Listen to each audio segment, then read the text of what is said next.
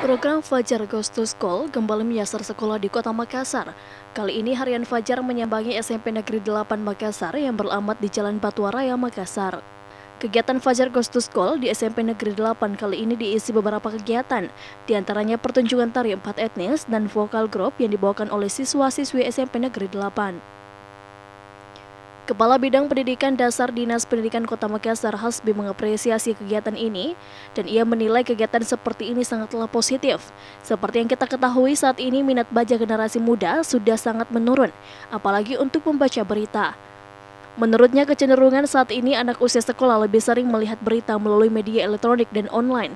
Kebiasaan tersebut tentunya berpengaruh pada minat baca mereka.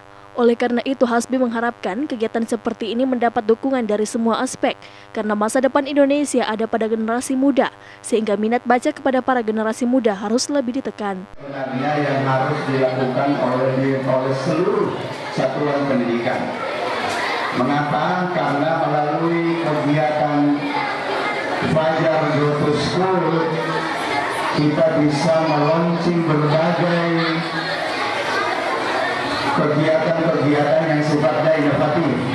Salah satu di antaranya adalah gerakan membaca atau literasi.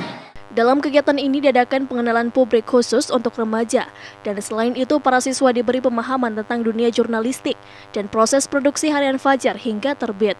Irfan, Fajar TV.